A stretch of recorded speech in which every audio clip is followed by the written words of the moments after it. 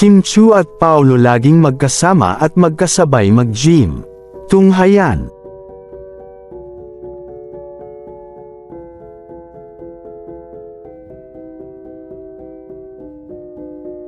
Balitang-balita ang ipinost na video at mga picture ng isang kasama sa gym habang nag-e-exercise ay tila nahagilap si Paulo na nakasuot ng gray na sleeveless habang kinukunan ng video si Kim ng kanyang mga kasama sa gym. Halos naging usap-usapan ito sa showbiz dahil makikita ang mga larawan na nagpost din si Paulo Avellino ng kanyang larawan sa ig habang nag-gym siya na nakakulay gray o abo din ang kulay ng kanyang damit at kitang-kita na parehong-pareho ang lugar ng kanilang pinupuntahan para mag-gym. Walang duda at hindi nagdalawang isip ang mga Kim Pao fans na si Paulo talaga ang nahadjap sa litrato habang nag-i-exercise.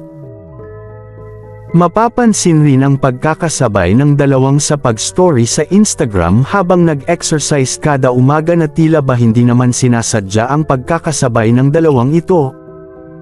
Bali-balita rin at usap-usapan na parang iisang bahay lang ang inuuwian ng dalawang ito.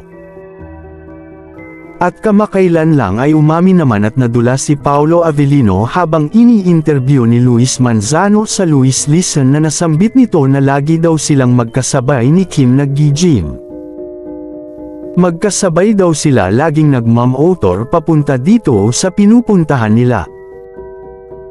Na sleeveless habang kinukunan ng video si Kim ng kanyang mga kasama sa gym. Halos naging usap-usapan ito sa showbiz dahil makikita ang mga larawan na nagpost din si Paulo Avellino ng kanyang larawan sa ig habang nag-gym siya na nakakulay gray o abo din ang kulay ng kanyang damit at kitang-kita na parehong-pareho ang lugar ng kanilang pinupuntahan para mag-gym. Walang